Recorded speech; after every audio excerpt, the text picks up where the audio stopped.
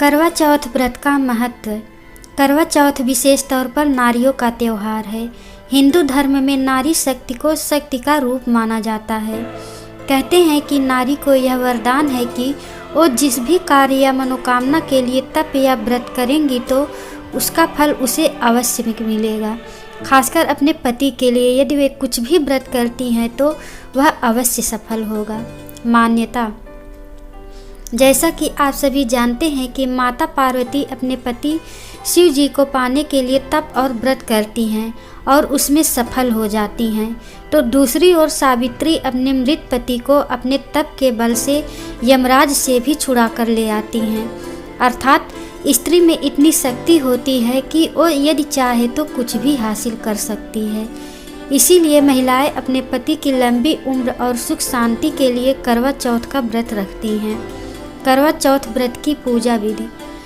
करवा चौथ व्रत की पूजा को करते वक्त एक पटे पर जल से भरा लोटा एवं एक करवे में गेहूं भर कर रखते हैं। इस व्रत में शिव परिवार की पूजा की जाती है और करवा माता की भी पूजा की जाती है।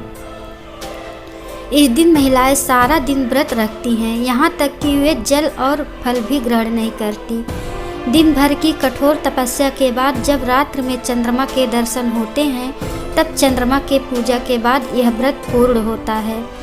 करवा चौथ व्रत में रात्र में पूजा में चंद्रमा को अर्घ्य देना महत्वपूर्ण है।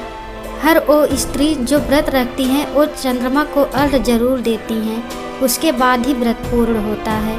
अर्घ्य देने के बाद ही महिलाएं भोजन और जल ग्रहण करती हैं। जब कोई स्त्री एक बार इस व्रत को करना प्रारंभ कर देती है तो उसे यह व्रत जीवन पर्यंत करना पड़ता है। इसीलिए यह जरूरी नहीं है कि हर उम्र में निर्जला रहकर ही यह व्रत किया जाए। अपनी सुविधा अनुसार समय के साथ फल, जल और अन्य चीज़ें ग्रहण कर सकती हैं, कोई दिक्कत नहीं है। जब भी कोई स्त्री करवा चौथ का व्रत करती है तो यह कथा सुहागिन स्त्रियों द्वारा सुनी जाती है, जो इस प्रकार से है। करवा चौथ व्रत कथा। एक नगर में एक साहूकार रहता था। उसके 7 लड़के और 1 लड़की थी। कार्तिक मास में जब कृष्ण पक्ष की चतुर्थी आई तो साहूकार के परिवार के महिलाओं ने भी करवा चौथ व्रत रखा। जब रात्रि के समय साहूकार के बेटे भोजन कहर करने बैठे तो उन्होंने साहूकार की बेटी मतलब अपनी बहन को भी साथ भोजन करने के लिए कहा। भाइयों के द्वारा भोजन करने पर कहने पर उसकी बहन ने उत्तर दिया कि आज मेरा व्रत है, मैं चाँद के निकलने पर पूजा विधि संपन्न करके ही भोजन करूंगी। भाइयों के द्वारा बहन का भूख के कारण मुरझाया हुआ चेहरा देखा नहीं गया। उन्होंने अपनी बहन को भोजन कराने के लिए प्रयत्न किया। उन्होंने घर के बाहर जाकर अग्नि जलाकर प्रकाश अपनी बहन को दिखाते हुए कहा कि देखो बहन, चाँद निकल आया है, तुम चाँद को अर्घ्य देकर अपनी पूजा करके भोजन कर लो। अपने भाई द्वारा चाँद निकलने की बात सुनकर बहन ने अपने भाभियों के पास जाकर कहा, भाभी चाँद निकल आया है, चलो पूजा कर लें। परंतु उनकी भाभी अपने पतियों द्वारा की गई युक्ति को जानती थी।